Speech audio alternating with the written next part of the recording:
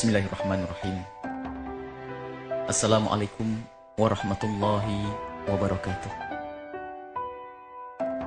Ternyata menangis itu indah. Suatu ketika Rasulullah Shallallahu Alaihi Wasallam bercerita tentang seorang yang tampil sebagai yang merindukan Allah Subhanahu Wa Taala,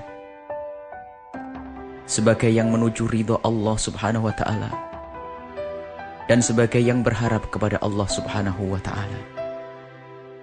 Akan tetapi ia adalah orang yang tidak peduli terhadap dosa dan tidak pernah menyesali atas kesalahannya.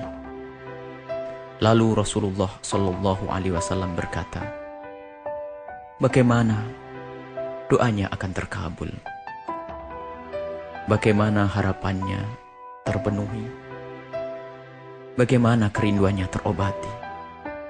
Sementara dia adalah orang yang gemar dengan dosa, makan dan minumnya dari yang haram, serta berpakaian dari yang haram.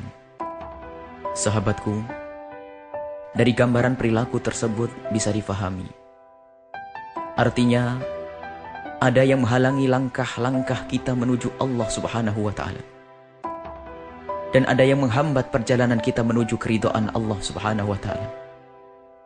Yang berjuang dengan sungguh-sungguh dalam menempuh jalan menuju Allah Subhanahu Wa Taala akan menemui kesia-siaan jika ia tidak sadar akan adanya penghalang serta berusaha untuk menghilangkannya. Penghalang itu adalah dosa, dan untuk menghilangkannya adalah dengan bertaubat. Maka taubat adalah hal pertama dan utama yang harus dilakukan bagi seseorang yang ingin menempuh jalan menuju ridho Allah Subhanahu Wa Taala. Dan yang bisa bertaubat hanyalah orang yang pernah merenungi dosa-dosanya serta menyadari kesalahannya. Renungkanlah wahai sahabat, bagaimana bisa bertobat orang yang tidak pernah menyesali dosa-dosanya, dan bagaimana bisa menyesal orang yang tidak pernah merenungi kesalahannya. Merenungi bahwa kesalahan adalah sebab murka Allah Subhanahu Wa Taala. Dan jika Allah Subhanahu Wa Taala murka, maka Allah Subhanahu Wa Taala akan menyiksanya. Sungguh, dosa sebesar apapun jika disesali lalu memohon ampun dengan sungguh-sungguh, maka Allah Subhanahu Wa Taala akan mengampuni. Begitu juga dosa sekecil apapun jika tidak pernah disesali, maka Allah Subhanahu Wa Taala tidak akan mengampuni. Yang telah bertobat akan kembali bersih seperti yang belum pernah berdosa. Yang telah bertobat menjadikan syaitan sangat menyesal dan kecewa tiada terkira. Bahkan satu hal yang menakjubkan bagi Rasulullah Sallallahu Alaihi Wasallam adalah orang yang terjerumus dalam dosa dan bermaksiat, lalu ia bertobat di saat ia masih mudah dan memiliki banyak peluang untuk terus melakukan dosa tersebut. Sahabatku, pernahkah kita merenung jika kematian menjelang sementara dosa-dosa kita belum diampuni oleh Allah Subhanahu Wa Taala? Sudahkah kita sadari jika dosa belum diampuni, itu artinya Allah Subhanahu Wa Taala akan menyiksa kita di alam barzah dan akan dilanjutkan dengan siksa di akhirat kelak. Alangkah mengerikannya siksa dan murka Allah Subhanahu Wa Taala. Sudahkah kita menangis di tengah malam saat kita mengadu kepada Allah Subhanahu Wa Taala? Sudahkah kita menangis saat kita teringat dosa-dosa? Sudahkah kita menangis di saat kita memohon ampun kepada Allah Subhanahu Wa Taala? Jangan ragu dengan Allah Subhanahu Wa Taala. Allah Subhanahu Wa Taala akan mengampuni dosa sebanyak apapun jika kita menyesalinya.